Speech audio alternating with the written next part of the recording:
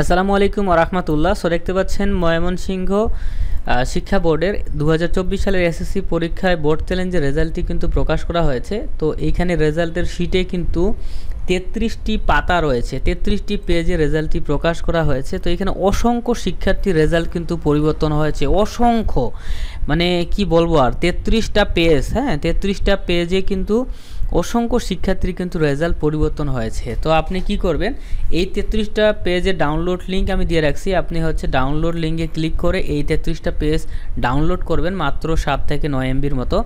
Download করে আপনি মিলাবেন যে আপনার রোল নাম্বারটি পরিবর্তন হয়েছে কিনা। ওকে, এইখানে শুধুমাত্র যাদের রেজাল্টটি পরিবর্তন হয়েছে তাদের লিস্টেই কিন্তু দেওয়া রয়েছে, অন্য কারো লিস্ট কিন্তু দেওয়া নাই, ঠিক আছে। সো দেখেন এইখানে অনেকেই এ গ্রেড থেকে এ প্লাস পেয়েছে, এ- থেকে এ গ্রেড পেয়েছে, ঠিক আছে, এবং ফেইলের সংখ্যা কিন্তু খুব কম।